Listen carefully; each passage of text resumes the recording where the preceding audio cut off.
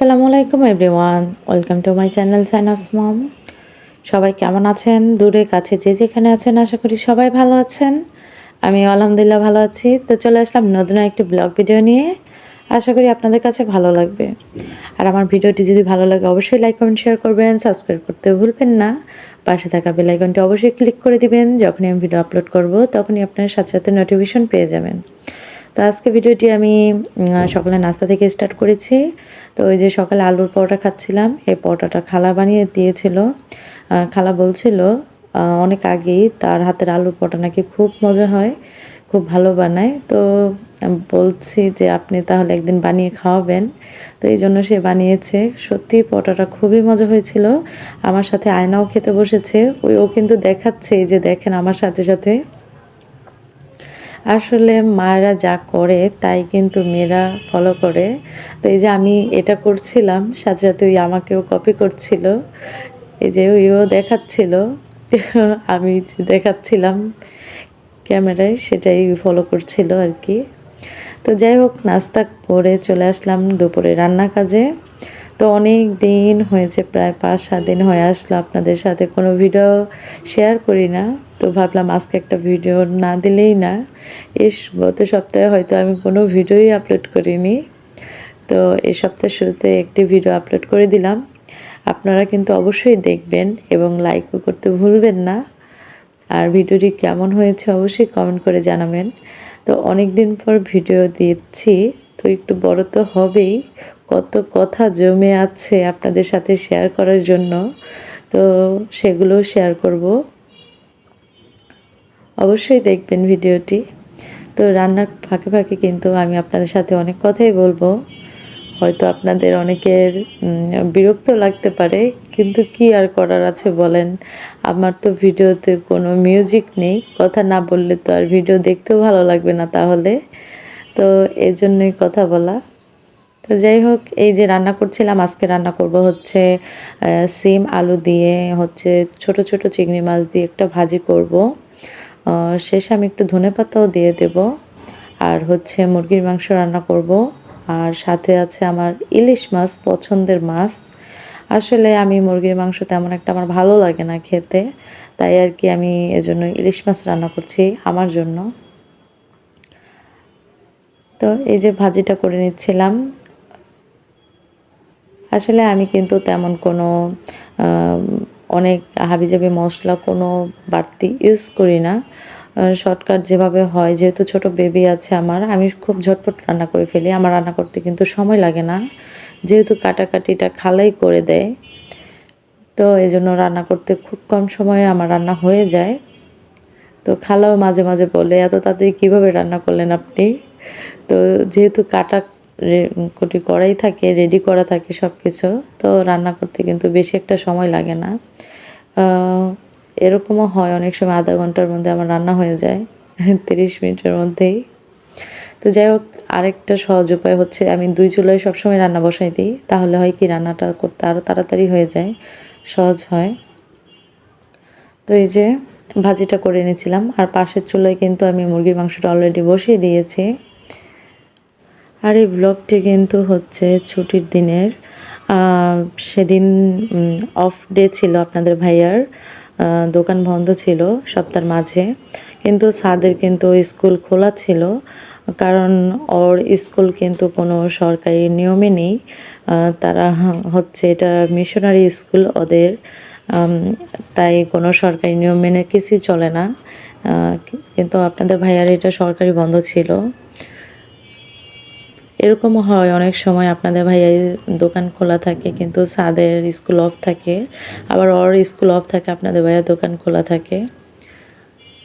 তো যাই হোক, এই যে আমি এটা শাক বাটা যেটা আমি তরকারিতে দিই সেটা নামিয়ে নিচ্ছিলাম। এখানে এই যে রেখে দিলাম, অনেক আর কি দেরি হয়ে গিয়েছে, আমার প্রায় রান্নাটা কিন্তু হয়ে আসছে, কিন্তু আমি ওইটা নামাতে ভুলে গিয়েছি। তারপর এটা নামিয়ে মাঝখানে রেখে দিলাম যেন একটু তাড়াতাড়ি নরম হয়ে যায় জিনিসটা, তা না হলে তো দিতে পারবো না তরকারির মধ্যে। তো যাই হোক, যেটা বলতে চেয়েছিলাম, তো সেই বন্ধের মধ্যে কিন্তু আপনাদের ভাইয়া বাসায় থাকতে চায় না, কারণ সে বাইরে বাচ্চাদের নিয়ে ঘুরতে খুবই পছন্দ করে। কিন্তু আমার কেন জানি ভালো লাগে না, কারণ যে বন্ধের দিন মনে হয় কি একটু ঘুম আসি, একটু রেস্ট নেই, এরকম একটাই লাগে। আর আমি তাকেও বলি তুমি তো সারা সপ্তাহে কাজ করো, ব্যস্ত থাকো, দোকানে ফ্যাক্টরিতে দৌড়াদৌড়ি করতে হয়, জানেনই তো ব্যবসা করলে যেটা হয়। তো যাই হোক, এজন্য আমিও তাকে বলি তুমি একটু রেস্ট নাও, বাইরে যাওয়ার দরকার নেই। কিন্তু সে বাইরে যাবেই, আর বাচ্চারাও বায়না করে বাইরে যাওয়ার জন্য। তারপরও স্যার তেমন একটা কিছুই বলে না, আয়নাও তেমন একটা কিছু বলে না যে না বাইরে নিতেই হবে। আপনাদের ভাই খুব আর কি বাইরে নেওয়ার জন্য করে। তো যাই হোক, শেষে পরে বাইরে গিয়েছি, কোথায় গিয়েছি সেটাই শেয়ার করবো আপনাদের সাথে। তো এই যে আমি কিন্তু রান্না অলরেডি বলতে বলতে ভাজিটা অলরেডি করা হয়ে গিয়েছে আমার, আর মাংসটাও কিন্তু হাফ হয়ে গিয়েছে। তো পাশের চুলায় কিন্তু আমি হচ্ছে এটা ইলিশ মাছটা বসিয়ে দিচ্ছি। আর ইলিশ মাছটা আমি কিন্তু ভুনা করব টমেটো দিয়ে। এইটা কিন্তু খুবই মজা হয়েছিল। নিজে রান্না করেছি বলে তা কিন্তু নয়। আপনারা কালারটা দেখলেই বুঝতে পারবেন। আর যে জিনিসের কালার সুন্দর, দেখতে সুন্দর, সেটা কিন্তু খেতেও খুবই টেস্টি হয়। আর এই তরকারিটাও খুবই মজা হয়েছিল, মুরগির মাংসের তরকারিটা। আমি তো এটা খাইনি, কারণ আমার মুরগির মাংস তত একটা পছন্দ না, এজন্য খাইনি। এটা সাদ খেয়েছিল, আপনাদের ভাইয়া বা আয়নাও খেয়েছিল, ওরাই বলছিল আর কি। এই যে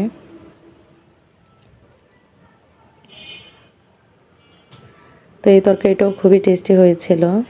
তারপর আমি কিন্তু এই যে এখানে ট্রান্সফার করে দিলাম হাঁড়িটা, কারণ আপনাদের দেখাতে সুবিধা হবে ক্যামেরার এখানে। যেহেতু আমার রান্নাঘরটা খুবই ছোট, তো এই জন্য ক্যামেরা সব জায়গায় বসানো যায় না, সেটিং করা যায় না আর কি। তো এখানটা খুব ভালো সেটিং হয় ক্যামেরাটা, তো এই জন্য আমি এখানেই সেটিং করে রেখেছি, যেন ভালো মতো দেখা যায় এবং বোঝা যায়। তো যাই হোক, এই যে আমি কিন্তু টমেটো দিয়ে দিলাম। এটা হচ্ছে ইলিশ মাছের তরকারির জন্য মশলাটা কষিয়ে নিচ্ছিলাম, সাথে কিছু কাঁচামরিচও দিয়ে দিয়েছি।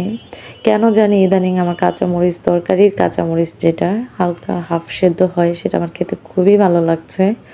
আসলে মানুষের রুচির পরিবর্তন, কখন যে কোনটা ভালো লাগে যায় সেটা বলাই মুশকিল। আবার কখন এত পছন্দের একটা জিনিস সেটাও অপছন্দ হয়ে যায়, সেটাও বলা যায় না, সেটাও বোঝা তাই। তো যাই হোক, এই যে রান্না করে নিচ্ছিলাম। তো এতদিন পর এই যে ভিডিও দিচ্ছি, অবশ্যই কমেন্ট করে জানাবেন সবাই কেমন আছেন, অবশ্যই বলবেন আমার ভিডিওটি কেমন লেগেছে। অনেকের বোরিংও লাগতে পারে, এত বড় একটা ভিডিও আপলোড করেছে, কতক্ষণে শেষ করব দেখে ভালো লাগছে না, কিন্তু কি করব বলেন। এই যে ভিডিওটা সেই দিনের আমি ভাবলাম যে যেহেতু ভিডিওটা করে রেখেছি, তাহলে আপনাদের সাথে শেয়ার করে দেই। তাহলে আমি যে কালকে শুক্রবার গ্রামে গিয়েছিলাম, তো সেই ভিডিওটাও হয়তো ২-১ দিনের মধ্যে আপলোড করে দিব আর কি। কবে যে করব সেটা শিওর বলতে পারছি না। আসলে আমার মোবাইলের র্যামটা খুবই কম, তো এজন্য অনেক ভিডিও বা অনেক ছবি কিন্তু আমি ডিলিট করে দিতে হয়, রাখতে পারি না। তো ইলিশ মাছে কিন্তু ধনেপাতা অনেকেই দেয় না, আমিও দেই না। কিন্তু এই অল্প পরিমাণে ধনেপাতা রয়ে গিয়েছিল, তো ভাবলাম যে ফেলে না দিয়ে দিয়ে দিই। এগুলো কাটা ছিল। যাই হোক, তারপর চলে আসলাম রান্না-টান্না শেষ করে ফ্রেশ হয়ে খাওয়া-দাওয়া করতে। অনেকটা ক্ষুধা লেগেছিল, কারণ বাসায় তো আপনাদের ভাইয়া ছিল। বাসায় কিন্তু পুরুষ মানুষ বাসায় থাকলে কিন্তু অনেকটা কাজ জমা পড়ে যায়। কারণ হয়তো তার সাথে বসে কথা বলতে বলতে কোন দিক দিয়ে সময় চলে যায় বুঝতেই পারি না। তো এই যে তখন কিন্তু প্রায় ৩টা, ৩:৩০ বেজে গিয়েছে। তো এই যে ভাজিটাও তো এত মজা হয়েছিল, ছোট ছোট চিংড়ি মাছ দিয়ে আমি ভাজিটা করেছি। আপনাদের ভাইয়াও খুবই পছন্দ করেছে। আর ইলিশ মাছ তো আমার বরাবরই খুবই পছন্দ। আ এবার এটা যেভাবেই রান্না করুক না কেন আমার খুবই ভালো লাগে। বিয়ের আগে শুধু আমি ইলিশ মাছটা ভাজেই খেতাম। আর সেটাই আমি খুবই পছন্দ করতাম। আর আম্মুকেও বলতাম আমাকে শুধু ভাজাই করে দাও। কিন্তু এখন বুঝতে পারি যে এটা শুধু ভাজা না, অন্যান্য রকম করে রান্না করে খেতেও কিন্তু খুবই মজা। তো যাই হোক এই যে খাওয়া-দাওয়ার পর একটু বসেছি। তো এই যে আপনাদের ভাইয়া এই বড়িগুলো এনেছিল আরকি। বড়িগুলো যে এত মজা আর এত মিষ্টি। তো খাওয়া-দাওয়ার পরও কিন্তু একটু ফল খেলে খুবই ভালো লাগে। তো বসে একটু রেস্ট নিচ্ছিলাম। তারপরেই বের হয়ে পড়লাম। এই যে আপনাদের ভাইয়ার বায়না বাচ্চাদের নিয়ে বের হবে। তো আমি বলেছি দূরে কোথাও যাব না। তো বলল যে আচ্ছা ঠিক আছে তাহলে আ রিভার ভিউ বসুন্ধরায় যাই। আমাদের প্লটটি অনেকদিন ধরে দেখা হয় না। অনেক গাছ এখানে জমা পড়ে গিয়েছিল। তো সেই গাছগুলো এই যে আ সব পুড়িয়ে দেওয়া হয়েছে। কারণ কি পুড়িয়ে দেওয়াতে ভালো হইছে। পুড়িয়ে দেওয়াতে জায়গাটা খালি হয়েছে। তা না হলে পুরো জঙ্গলের মতো হয়ে গেছিল এরকম একটা অবস্থা। তো যাই হোক এই যে দেখিয়ে দিলাম সাত ভিলা নামে যে প্লটটি আপনারা দেখতে পাচ্ছেন। এটাই কিন্তু আমাদের প্লট। এটা কিন্তু বসুন্ধরা রিভার ভিউ। আশেপাশে কিন্তু মোটামুটি বিল্ডিং উঠে গিয়েছে, অ্যাপার্ট উঠে গিয়েছে। তো এই ১ম আপনাদের সাথে শেয়ার করলাম।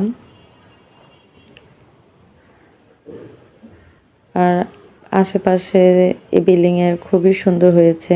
জায়গাটা দেখতে খুবই সুন্দর লাগে এখন। তো পাশেই কিন্তু শাড়িঘাট। আমরা কিন্তু সেখানেও যাই মাঝে, মাঝে। তো অনেকদিন পর আসলাম কারণ যেহেতু বৃষ্টি হয় না, ধুলার পরিমাণ অনেক বেশি। এজন্য এখন আর যাওয়া হয় না সেরকম আগের মতো। তারপরেও গেলাম। হয়তো ভেবেছি বাচ্চারা একটু খেলাধুলা করবে খোলা জায়গায় কিন্তু তার কোনো উপায় ছিল না। কারণ এত পরিমাণে ধুলা ছিল আর বিশেষ করে সেখানে আপনারা কিছুক্ষণ পরই দেখতে পাবেন। এই যে আমি দেখাবো যতটুকু পেরেছি চেষ্টা করেছি ভিডিওতে ক্যাপচার করার জন্য। আ অনেক পরিমাণের হোন্ডা বা বাইক যেটাই বলেন এই যে অকারণে এখানে ঘুরছে, অকারণে চালাচ্ছে মাঝখান দিয়ে। এরকম হচ্ছে বাচ্চাদের সামনাসামনি এসে পড়ছে। একটা রিস্ক হয়ে যায় এখানে। তারা কেন যে এরকম করেছে বা করে বুঝতেই পারি না। আর এটার জন্যই ধুলার পরিমাণটা একটু বেশি ছিল ওখানে।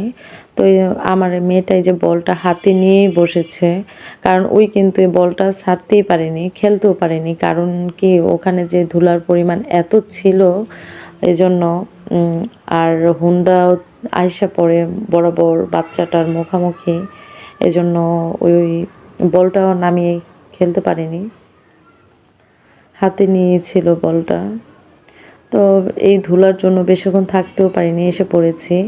আর আসার আগে সেখানে কিন্তু আপনাদের ভাইয়া ওখানের আম হাঁসের মাংস আর চাপটি পিঠা কে, কে খেয়েছেন অবশ্যই কমেন্ট করে জানাবেন। এই শীতে কারা, কারা এই ডিশটি খেয়েছেন। আপনাদের ভাইয়া তো খুবই পছন্দ করে। সেখানে খেয়েছে কিন্তু আমি কিন্তু ভিডিও করতে পারিনি। আসলে কি এত মশা ছিল আপনাদের ভাইয়া হাঁসের মাংস খেয়েছে আর আমি হচ্ছে মশার কামড় খেয়েছি। কারণ আমি তো বাটি ধরে বসেছিলাম আর আপনাদের ভাইয়া খেয়েছে কিন্তু আমার হাঁসের মাংস পছন্দ না। আমি এজন্য খাইনি। আমি মশার কামড় খেয়েছি। আসলে বাটি ধরার কারণে আমি মশাও সরাতে পারিনি। বাসায় এসে দেখি আমার পা মশার কামড় দিয়ে পুরো ফুলে ফেলছে এরকম একটা অবস্থা। তো এই যে আমরা কিন্তু অলরেডি বাসার কাছাকাছি চলে এসেছি। তো আসার পথে দেখি যে খুব সুন্দর, এত সুন্দর একটা বিয়েবাড়ি আর কি এত সুন্দর করে লাইটিং করছে বিয়েবাড়িটার মধ্যে।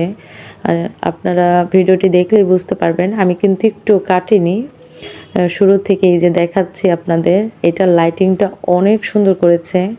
পুরো আমার যে কাজিনের বিয়ে হলো গ্রামে গিয়েছি। আপনারা যারা আমার আগের ভিডিও দেখেছেন তারাই বুঝতে পারবেন। এই লাইটিংটা সেম আমার সেই বোনের বিয়ের লাইটিংটার মতো হয়েছে। খুব সুন্দর। আর এটা শুরু কোথায় হয়েছে, শেষ যে কোথায় আর কি বুঝাই বলা দায়। এই যে খুব সুন্দর হয়েছে লাইটিংটা। তো আমরা ভাবছিলাম হয়তো এই যে সামনে যে বাড়িটি, এই বাড়িটি হয়তো উম উম ছেলে বা মেয়ের বিয়ে। কিন্তু পরপর ৩ টে বাড়ি এভাবে সাজানো ছিল। তো কোন বাড়ির যে বিয়ে পরে আমরা ভেবেছি যে হয়তো এই বাড়িওয়ালার ৩ টে বাড়ি, এজন্য সে ৩ টে বাড়ি সাজিয়েছে। তো যাই হোক, এটা নিয়েই আমরা মজা করছিলাম আর কথা বলছিলাম। এই যে ৩ টে বাড়ি কিন্তু এখানে সাজানো। এই যে এপাশে আরেকটা বাড়ি ওই যে ওইখান দিয়ে। তো কথা বলতে বলতে বাসায়ও চলে আসলাম। আর বাসায় আসার পর আয়নাকে কিছু ফ্রুটস দিলাম। আর ওই কিন্তু ফ্রুটস খেতে খুবই পছন্দ করে, যে কোনো ফ্রুটস আর কি ওই খুবই পছন্দ করে। এমনি কিন্তু ভাত মাছ মাংস তেমন একটা পছন্দ করে না। আর আমরা কিন্তু আসার সময় আপনাদের ভাইয়া এই যে চিকেন চাপ আর হচ্ছে পরোটা নিয়ে এসেছিল, সাথে তান্দুরি রুটিও ছিল, সেগুলো খাচ্ছিলাম। তো আমাদের জন্য সবাই দোয়া করবেন। অনেক দিন যাবৎ ঠান্ডায় ভুগছি, গলার কণ্ঠ শুনে অবশ্যই বুঝতে পারছেন এখনও ঠান্ডা কমেনি। সবাই দোয়া করবেন আমাদের জন্য। আজকের মতো এ পর্যন্তই। আল্লাহ হাফেজ।